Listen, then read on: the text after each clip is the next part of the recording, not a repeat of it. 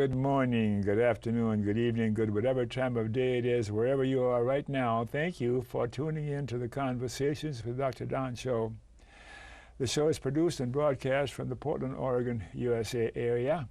And for your first-time viewers, Conversations with Dr. Don is an ongoing series of one-hour standalone talk shows where I interview interesting people like most of you out there about who they are as unique, one-of-a-kind individuals and about what we've decided to talk about this evening. And this evening we'll be talking about the making of a real handyman. The making of a real handyman. And speaking of real handyman, here's my guest, a real handyman, Gavin Drake. Yeah, it's good to be here. Good to see you. How are you feeling? I'm feeling good. I'm excited. You're not nervous? Not too much. Maybe a little bit, but it's a nice atmosphere. Yeah. Usually my guests are more nervous than I am, and I'm always nervous to some degree anyhow, because I got to get wound up and start again. So anyhow, you know, the show goes in two major segments. The first segment is what I call the bio segment, where I talk to you about who you are and where you came from and all those kinds of goofy questions. Okay. So that the viewers can get an idea where you're coming from when you have an opinion or you're answering a question. In the second half of the show, where we talk about the making of a real handyman. So, shall we start off by the bio segment, okay? And if I were to ask your best friend, who is Gavin, be your best friend. Gavin is what? He's a quiet person, but he's very, very kind and a good friend once you get to know him, but not as outgoing as most. He's also skilled at what he does. He likes to work hard. He's dedicated to whatever he puts his mind to. So he has a good drive in life to accomplish whatever his goals are. Do you like the Gavin that you know? Yeah, absolutely. All right. There's a gentleness in your countenance, in your eyes. That's good. Yeah, good. I met you not too long ago, and I was needing to hire a handyman, and I think my wife had you come out to complete an assembly of a day bed or something that we couldn't figure where all the parts were. And you came out and you had an assistant with you, and bing, bing, bing. You said, what is this guy? So then we hired you for something else and then something else, and I'm still hiring you for something else coming up because I really like what you do and how you are personally, and because you're easy and fun to be with. And good. Okay, when and where were you born? I was born on October 2nd, 1990 in Southern Oregon, in Klamath Falls. It's a small town real close to the border of California. I was one of 9 kids.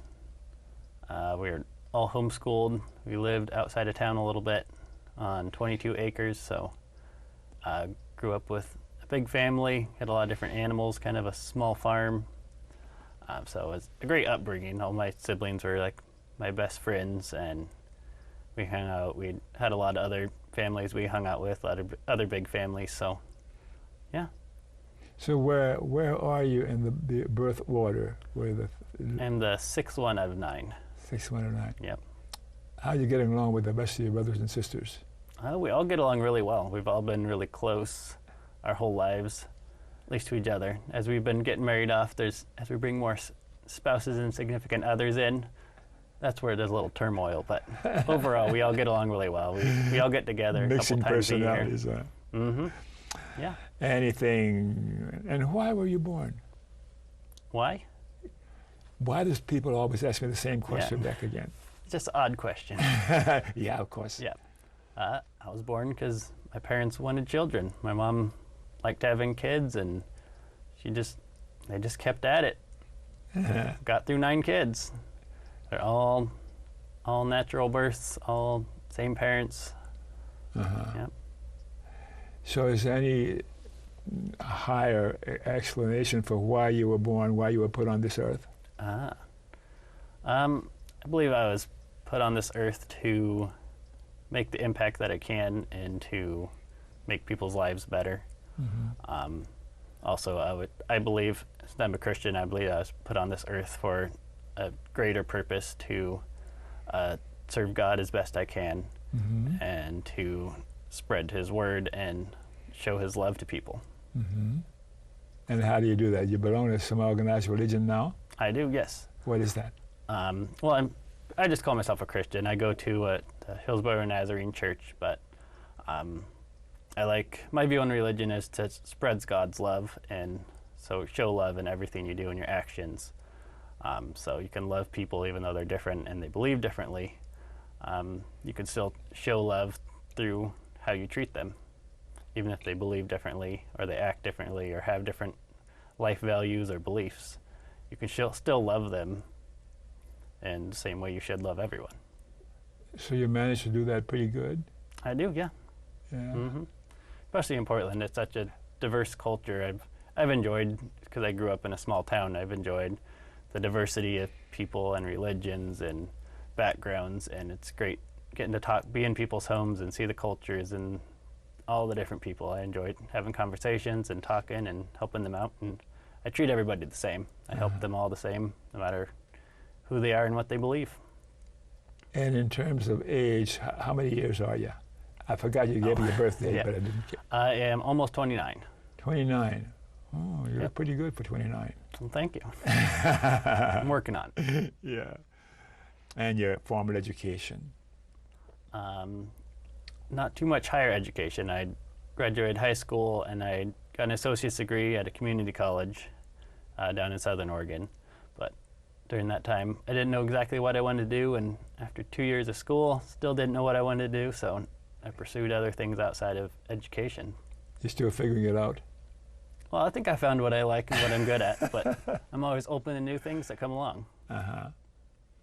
So I'll save my next question for later on. Okay. Yeah. How about other education in your life? I was really big into fitness. One of the big turnarounds in my life when I was 22, I was a bit overweight and I dedicated myself to getting in shape, so I lost 50 pounds over about a year. Wow. Yep. You're great looking shape now. Yep. And so, and after that I became a personal trainer. I got certified as a personal trainer, and I'm a CrossFit trainer as well. So I work out almost every day. But that's a big education, that's a big pursuit I went after, was fitness, because I got quite a passion from that. Another big education is I worked at a YMCA and I was a lifeguard, so I know all the lifeguarding skills. I've taught a lot of that, taught a lot of swimming. I was also a preschool teacher, a PE teacher in grade schools. A lot of physical stuff, huh? Yep, lots of physical stuff, yeah. Yep, I like working with kids and I like physical stuff. So. How many kids do you have? No kids yet. No kids yet, huh? Nope, You're working on it. Looking for it? Okay. Yeah, all right. And what do you do full-time as a handyman? Yep, I'm a handyman. I am the co-owner of Hedgehog Home Services, so I do a lot of the work in the day-to-day management of our employees. So I help them out, make sure they get what they need, and help them with any issues they have. So. Okay. Yeah. And you have a wife, we know that. And we're going to have her on sometime in the future because she's very interesting so far from what you've told me about she her. Is, yep. Yep. So what is it that you find about her that's very interesting and charming? Well, I kind of think there's always the opposite attract thing, or she's very opposite of me in a lot of personality traits. So she's very outgoing. She loves to talk. She loves being around people, where I'm the opposite. So she brings all the color and excitement in my life. She's likes to be very spontaneous, so she just wants to just do anything and everything, and she loves art and music and dancing and all that stuff, where I'm more laid back and calm and quiet, so it's a good mix. She helps me get out more and do more stuff I normally wouldn't do. I don't see you as an extrovert, though. Me? Yeah. I'm not much of an extrovert. I'm more of an introvert. She's definitely the extrovert. Okay. Yeah. So you have a co-owner, Yeah. and what does he do? Does he do the hands-on stuff? Not very much. He's my brother-in-law. Mm-hmm. He's more of an entrepreneur, so he's run other businesses. He currently does.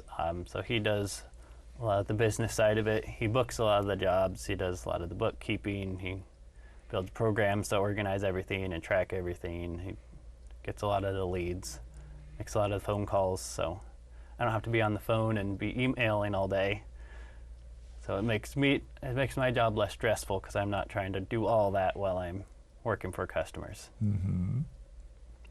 Do you have a political persuasion that you identify with nowadays? Things are so divided in this country anymore.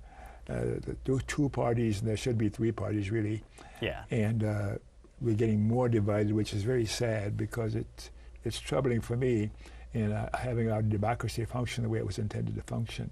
Mm-hmm. Are you left or right or center or what politically? Or do you care to answer that? Oh, I don't mind at all. I'm definitely very right-leaning.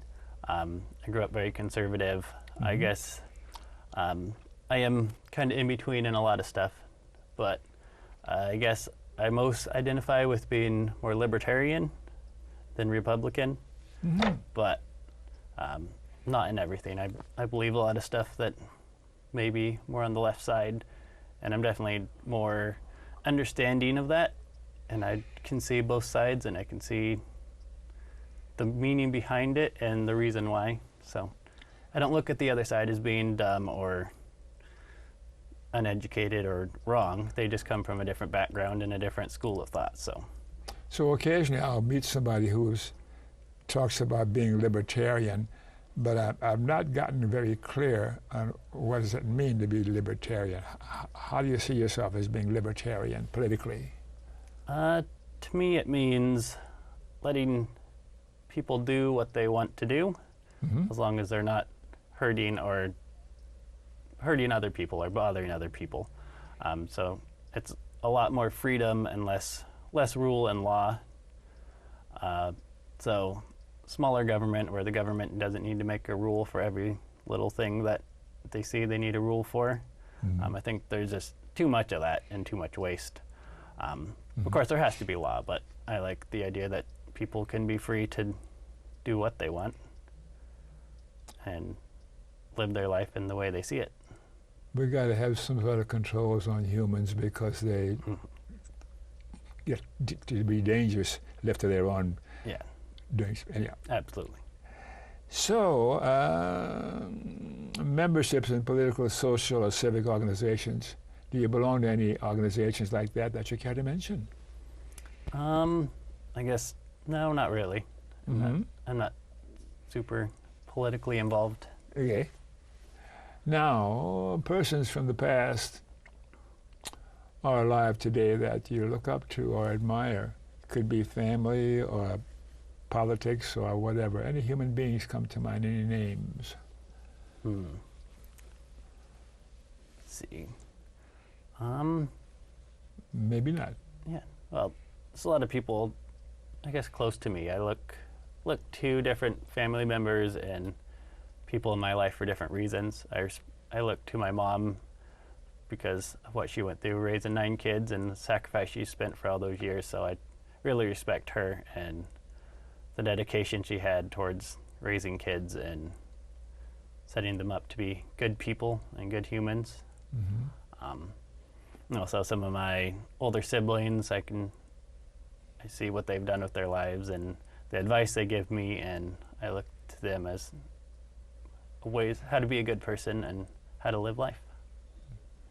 So when you say you respect your mom, does it go beyond that?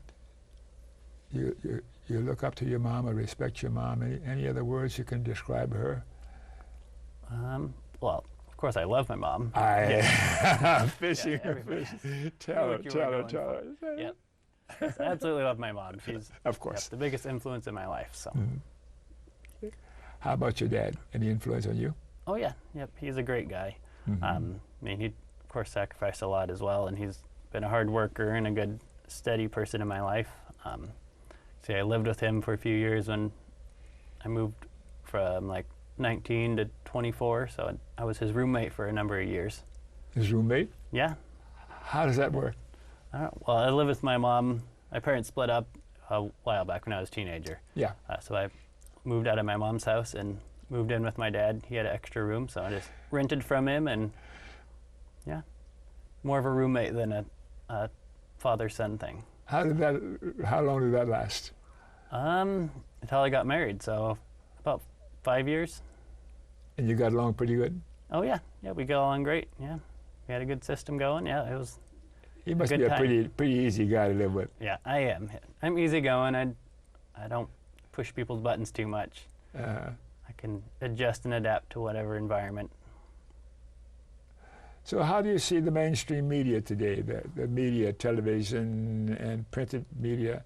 Is it centrist or left or right? Any leaning in political directions? Well, it's everywhere. It depends on what news source you're looking at. But yeah, of course, the news is there to sell and make money. So they're going to push the extreme of whatever view they have to catch people's attention and to make things seem worse than they are. How do you sort through the news and select those sources to see that they're fairly objective? Well, I'll try not to sort through them too much. But when I do, I mean, I try to look at multiple sources and find the common facts and go back to the source of the information rather than whatever the headline is and taking that as fact. Because words can be used and twisted to make things seem way different than they really are. So it's kind of hard to sort through all the baloney. It is, yeah. Just take everything with a grain of salt. Don't believe everything at its face value. What's most important nowadays in America that needs some attention? What comes to mind? Anything at all? Yeah, I think everyone needs more acceptance of other beliefs. A lot of people are pushing their own beliefs, and they want everyone else to believe their same values, and everyone's using their freedom of speech as much as possible. So it's causing a lot more divide because there's less acceptance and more pushing towards personal beliefs. They believe the way that I do, or yeah. So, what's right with America? There's a lot of things right. I mean, for example, the freedom we have to express ourselves, the freedom we have to freedom of religion is a big thing. The freedom to live wherever you want and work whatever job you want. I think there's a lot more opportunities for people of minorities or from other countries. They have a lot more opportunity than they had in their home country or in other countries to be successful and make something for themselves. What's wrong with America?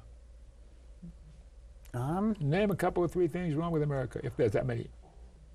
I don't think America's as bad as the media always makes it seem to be. They always explode every little bad thing. But I think just a division. People are not expressing the good that's going on, and everything the focus is all on the bad and the negative. Yeah. So, yeah. How do we fix what's wrong with America? You talked about what's wrong, and how do we fix that? At the core, there's too much money in everything, and everyone's trying to sell their own thing. So money. Yeah, money definitely seems to be the root of all evil, huh? Yeah.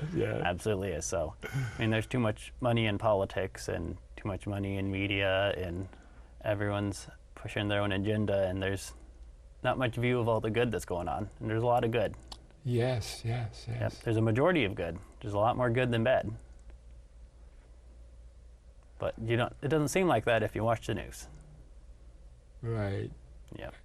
So when you're sitting quietly and your mind's just wandering, what is it that crosses your mind that makes you smile? Let's see, family, animals, nature, and exploring. Yeah. Okay. Which kind of animal do you prefer? Do you like? I like a lot of animals. I grew up with a lot of different animals. I was a little bit of a cowboy when I was young, so I had a couple ponies, and my older sister had horses, so I've always loved horses. Did you ride a pony? I did, yeah. Rode Oh, ponies man. and horses, yeah. It was a lot of fun, yeah. It was a joy of my life when I was younger. I like dogs a lot, and cats as well. We have three dogs and one cat. But they're fun, just the personalities and the companionship that they provide. Also, chickens are really cool. Really? Yep. Yeah, they're interesting creatures. Do you ever talk to your animals? There's a I song do, about yeah. that. Talk to the animals. Yeah, I do talk to them. I know they don't understand the meaning of the words, but they understand the intent behind it. They understand emotion. And Oh. yeah, well, they can feel emotions. They can tell when you're upset or angry or you mean well, but you can't really have a conversation with them too well. But they can respond. Oh Yes. boy, I think of a number of stories. Before I learned that I was allergic to cats, I had a cat that appeared on my doorstep. Mm-hmm. And it was a bit of a challenge to get him to approach me. Yeah. It took months, and little by little he came across the backyard, and finally I lured him inside, and we got to be such good buddies. Yeah. And I called him my Burmese prince. He was Oh. black, he was like a Burmese cat, you know? Mm-hmm.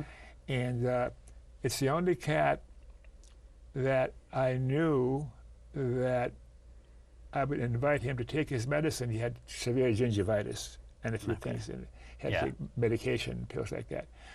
I'd sit him on the sink and say, okay, Kathmandu was his name, Mm-hmm. and it's time for your medication. And he'd crawl up on the sink, and little by little, I got him, just put my hand behind his head to open his mouth, and he Mhm. used to trick me, and he'd pretend he swallowed it, and then I'd find it later on when he spit it up. Oh, yeah. But this is really a fact. He knew that he had to take the medicine, and he did. But then, to finish the story, my oldest sister died, and I had a delayed reaction when I left the funeral, and I was under control pretty much.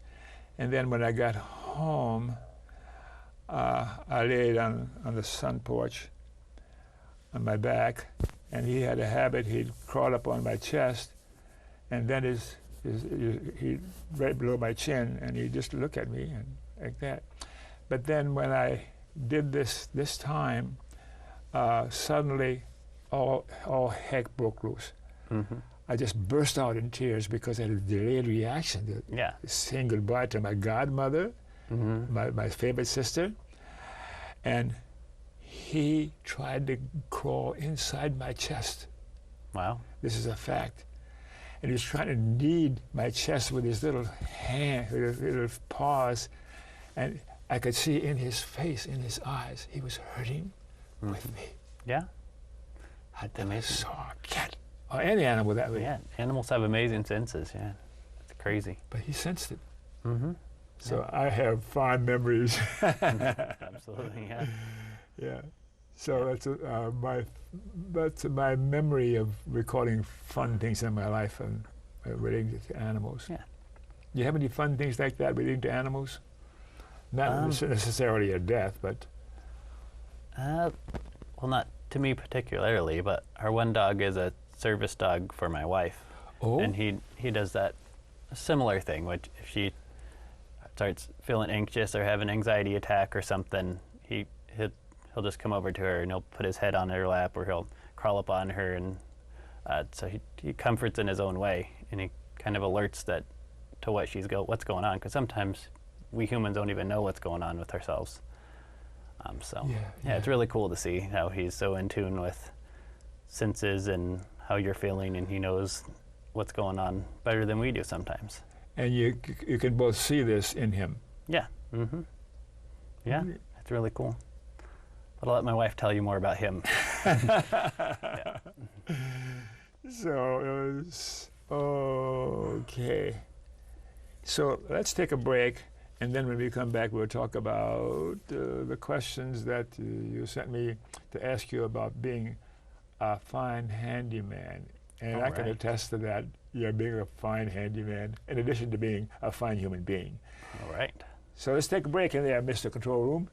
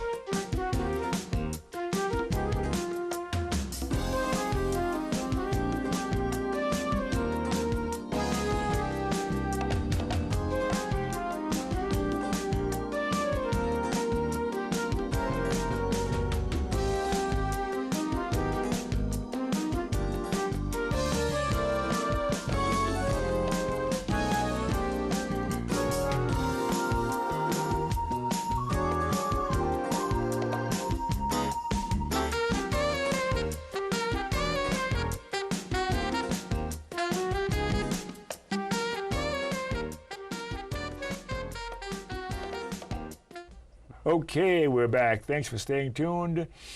And for you viewers who missed the opening of the show, Conversations with Dr. Don is an ongoing series of 1-hour standalone talk shows where I interview interesting people like most of you out there about who they are as unique, one-of-a-kind individuals, and about whatever it is we've decided to talk about tonight. And we're talking about the making of a real handyman. And now we're going to get into the making of a real handyman. And handyman is Gavin Drake. I'm glad you stick around. Good to be here. All right, then we'll get to a couple of questions here All right. that I can ask you.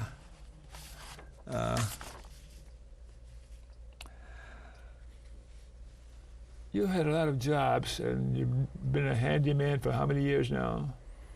Let's see, about 2.5 years. Not a real long time. Yeah? Yeah. But you've had a wide experience with different jobs, huh? Yeah. I mean, I've done a lot of that handyman stuff in my past. I've always worked on my own places and own houses, and just all of my family's always done that. We've fixed all our own stuff. I had a grandpa who was a carpenter, and my dad, he was pretty handy himself. He took care of all the family stuff, so I just thought it was normal. I didn't think of it as a career. Yeah.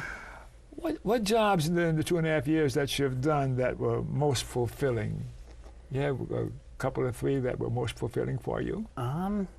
Yeah, I mean, I've done, a lot of times it depends on the customer I'm working for. Yeah. When you have somebody who's really in need or is really excited about something, and when you can accomplish something and it's everything they wanted and they're excited about it and so grateful, that's what makes it most fulfilling, is getting their reaction and having them just happy, having that relief off their chest. Sometimes they have a list of stuff that's just been bugging them forever, and it's just nice to have it taken care of, to have all the stress gone. So yeah. That's sort of fulfilling for you. Absolutely, yeah.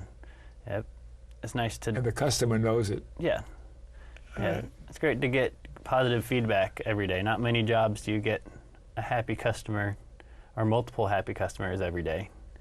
And I get a lot of thank yous and a lot of good things. So Sincere thank yous, huh? yeah, sincere thank yous. Because There's you're such a nice person. Yeah, there's a lot of thankless jobs out there, so I'm glad to have one where I get to see the thankfulness. So with your personality and how and who you are, what do you do differently than most of your competition? What do you do differently? Well, I try to listen to customers. I ask a lot of questions. I make sure that I want them to feel involved, and I don't want them to feel like I know what I'm doing and I don't need you around here. And I don't want them to think that I'm just there to make money. So I genuinely try to make the customer happy in whatever way I can. But our company as a whole, we do a lot of things differently with how we have, where I'm not answering the phone and doing emails at the same time while I'm working. We have a good system set up so we can provide really good customer service. We don't reschedule people all the time. We don't push people out. We show up when we say we will. We do what we say we're going to do. I've heard a lot of horror stories from customers about how a lot of guys are just so flaky and quit on them and throw their schedule all over the place. So I want to compliment you on one thing about you that stood out, I think. Now, my wife and I had a thing going on with a thermostat at home, and the heating and air conditioning was going on and off and all sorts of stuff like that. Yeah. And that's in the process of being worked out now. And what you did was took care of her feelings about it and my feelings too, and we both ended up feeling, well, you heard me, but we didn't have a complete answer.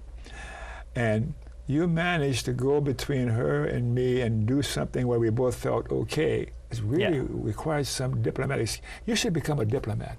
I could be, yeah. I mean, yep. I try to listen to people. I mean, I want to listen to their concerns and make sure they understand what's going on. And I like to be clear with people and make sure they're heard and then they understand me as well. So. Yeah, you've done that very well. Good. So that stood out to me. What jobs do you enjoy most of all the jobs that you do?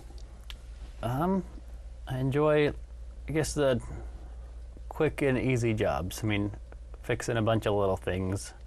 I do that a lot where there's a lot of doors that are sticking or little repairs here and there. So I enjoy just doing a big variety of stuff where I can get a lot done in a short amount of time, and the customer feels like they got a good bang for their buck. They got a lot accomplished, and I wasn't dragging my feet and getting the most out of them. So I like to, just do a big variety. Well, now, okay, I'm going to challenge you. Okay. What's a handyman to you in your 2.5 years? Why do you call yourself a handyman? You do so many things? Yeah, I do a big variety of stuff. I don't specialize in just doing flooring or just doing decks or like a lot of people do. And I guess it comes down to the way my brain functions. And a lot of people, I like to problem solve, and I can see things and see how they work, and I'm good at troubleshooting. So I think that's where it comes from. When there are problems or things not working, I can figure them out pretty well and understand what's going on. So even dealing with different personalities or fights between husbands and wives. And yeah. Yeah, absolutely. Yeah. Yeah.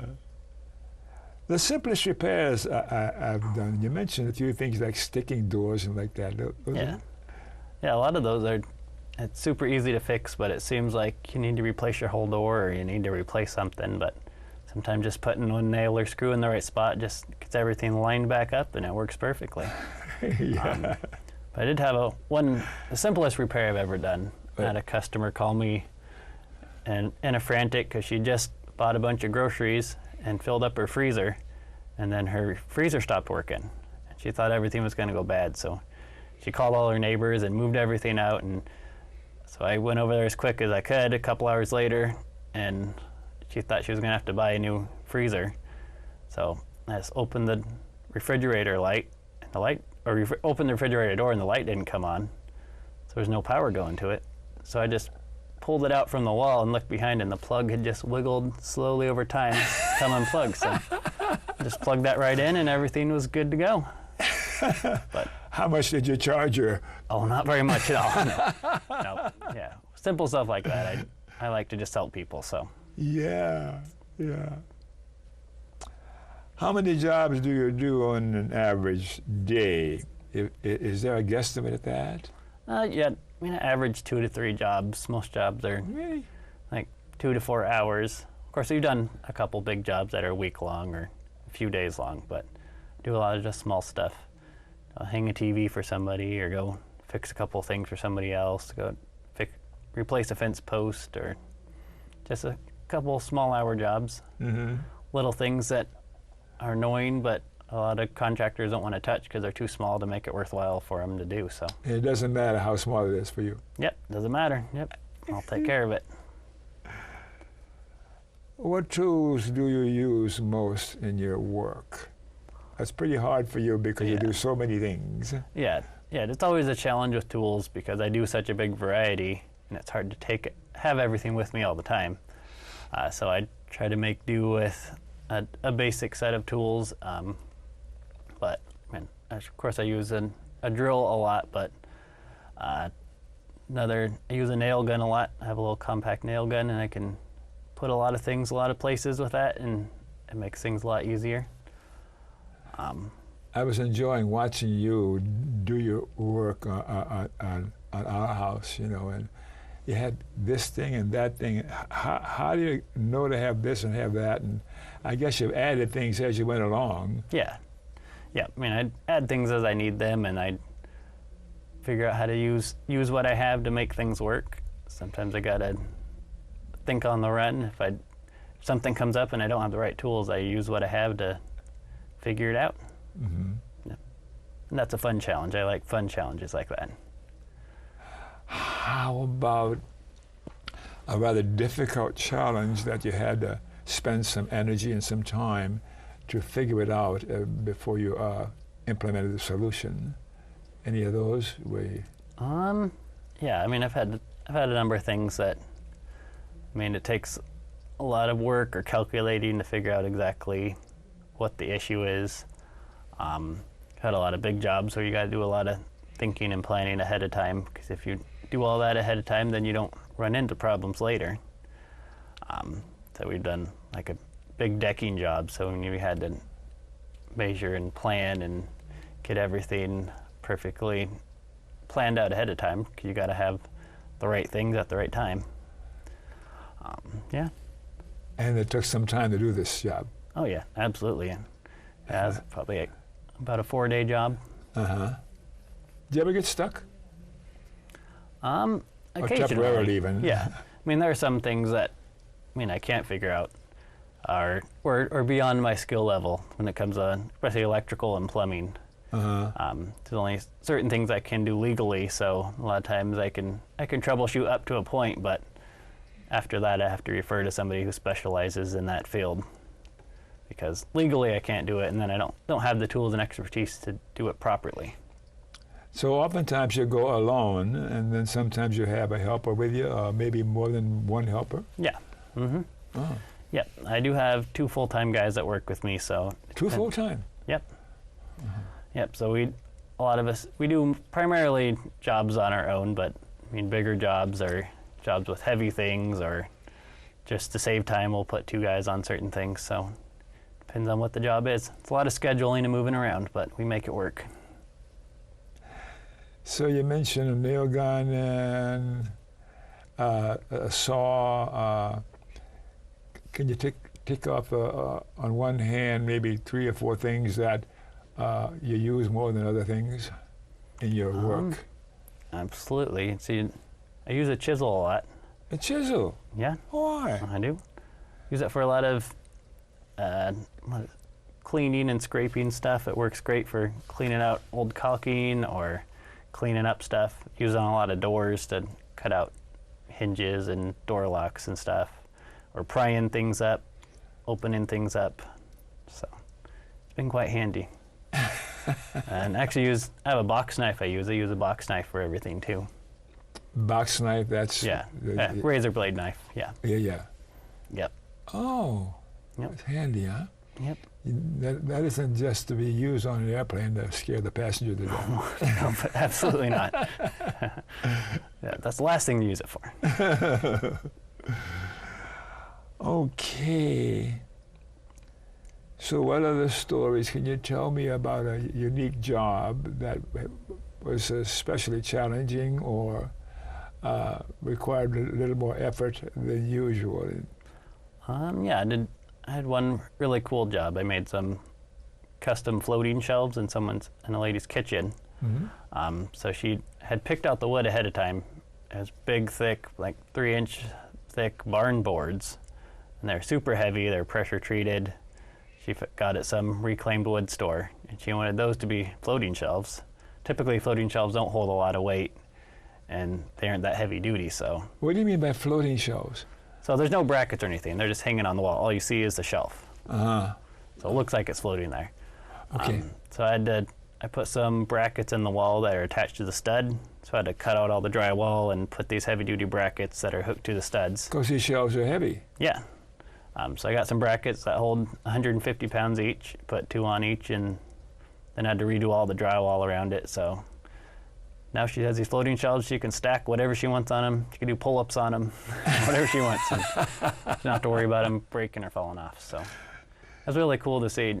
She had a dream she wanted, but she didn't know how in the world it was going to happen. So I figured all that out and made it happen, and she's super happy with it. So that's cool to see. So what do, you estimate the amount of time involved in the job, and you go by so much per hour?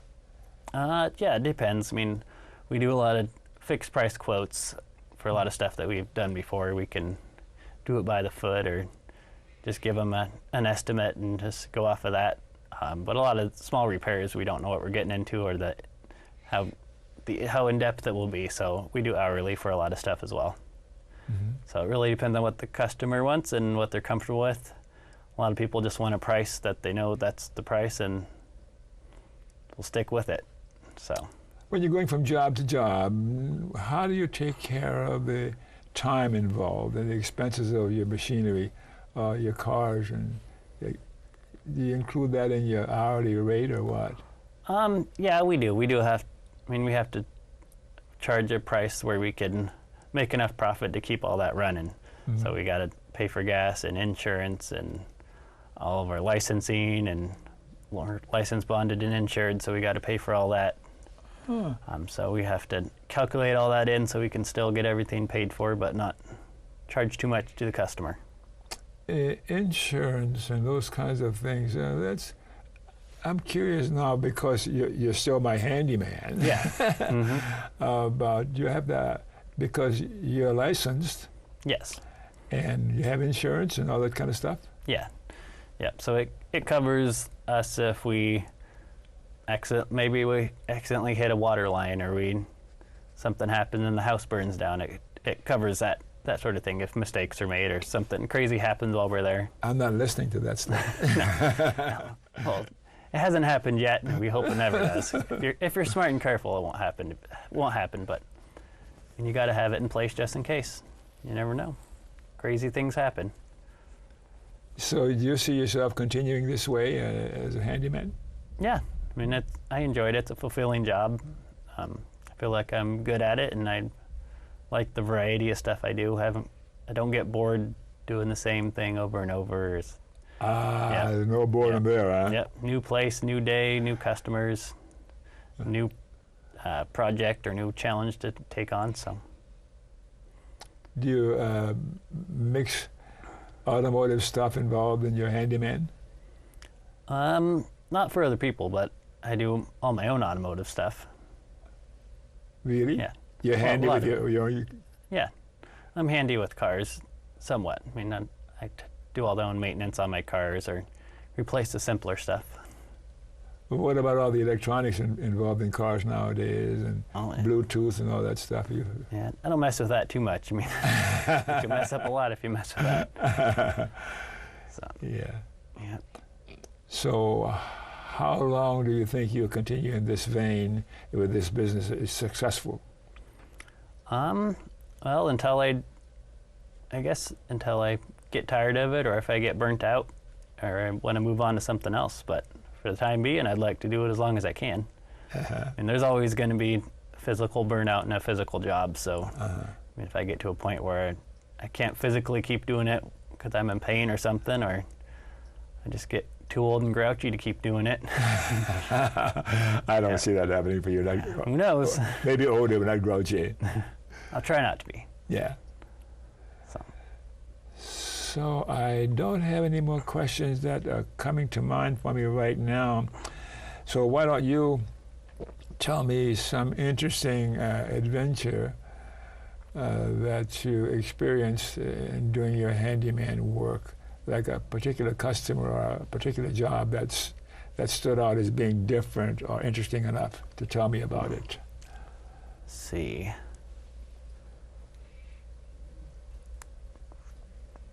Well, I've done a lot of flooring jobs. Those are always fun. It's interesting to see what other people cover up or what's under floors. I've seen a lot of interesting things. I guess one of the most interesting things I've seen, I was working on a mobile home, and I was replacing somebody's small shower insert. And so when I pulled out the old one, the floor underneath it was almost completely gone. And the shower had been set on top of old shag carpet. It was just added in there, put on top of carpet, and it wasn't even hooked up right, so it had been leaking under there. So somebody could have fallen right through that at any point. How long did it take you to do that? It took a while. I mean, they had cut out a bunch of the floor supports to run the plumbing under there, and so there wasn't any support under there. So, and to get creative to add floor supports and make it structurally sound and waterproof it. So. And you were able to do that? Yeah. It just took a few hours longer than I expected, but yeah. How many days did it take you? That took me 2 days to get all that done. Mm-hmm. So, yeah, it was interesting. Were the customer satisfied? Oh yeah, she was super happy. And she was just as surprised to see what was under there. She thought that was quite entertaining. Yeah. Yeah. And so, okay, I would ask you another question like that. But any more stories you got for me?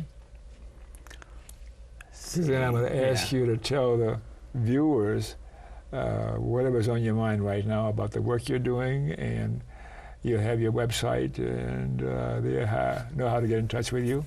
Okay. Because this is non-commercial, this is community access, but we have ways of getting around it, of course, you know? Okay. So, okay, why don't you talk to the camera and tell the viewers anything that comes to mind right now. What's happened in the show since we've been talking, and as you thought about stuff that's been going on since then, and be personal with them, talk to them. All right. I'll just talk about you a little bit. Talk about, you go ahead. Yeah, well, I've really enjoyed this conversation. I enjoyed talking with Don. He's a fun character, and he's got lots of interesting stories, and he seems to be a little bit like me, where he's just calm and easygoing and easy to talk to. So it's been a pleasure. I enjoy the nice, calm conversation. Got a good tone to your voice. It's a pleasure talking to you, too. Yeah. So I'm going to go on now and tell you a little about where I'm coming from, or who I am. All right? Well, good. Go back to that first part. Okay, I was born in New Orleans, Louisiana, a red, white, and black Roman Catholic parentage on December 26, 1928. Wow. Today I am a-religious and accepting of all others. I am a retired PhD clinical psychologist and present-day television broadcast journalist. I am the 12th of 12 children, am married, and am the father of 5 daughters by a first marriage. Politically, I am a progressive, populist, activist, easy to say, progressive, populist, activist, still learning how to live lovingly. Learning how to live lovingly, that's important. A few of my heroes include Jesus, Gandhi, Martin Luther King, and any other fellow human who is currently living lovingly. And do you think of anybody else nowadays that is living lovingly in your estimation? Well, personally, I know. Yes. Yeah, I personally know a lot of people, a lot of close friends that just live accepting lives of other people and are just kind to everyone. I like to see kindness, and I like to see just humbleness is a good thing. If you're humble and you're willing to listen to people and validate their feelings and their beliefs, it's nice. That's how you make friends, and that's how you connect with people, is to validate their opinion and their feelings and make them feel like you like them for who they are, rather than liking them for what they believe, or liking them because they agree with you.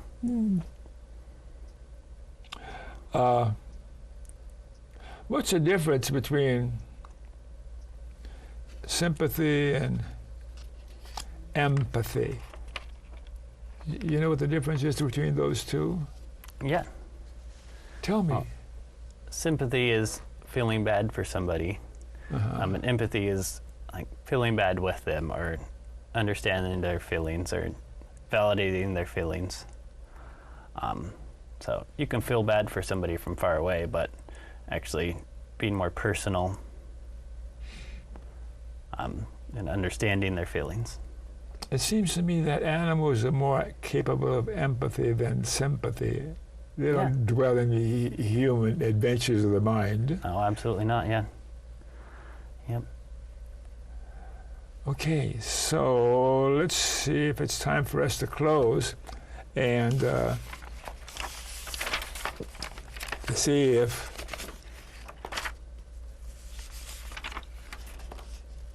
it's time for us to close right now. So keep your pens and pencils handy, because you may want to jot down something that will show you in the closing credits. And thanks for watching. I invite you to give us feedback, both positive and negative, about any aspect of the show, and I mean it. It helps us to give you a better show in the future. A few public service announcements. So I want to tell you about The Nation. That's the oldest left-leaning or liberal publication in the country. It's been around for a long, long time. And to learn about The Nation, go to www.thenation.org. It is published by its namesake owner, The Nation Company, LP, at 33 Irving Place, New York City, and is associated with the Nation Institute. And now I want to tell you about the ACLU. That's one of my favorite organizations, the American Civil Liberties Union.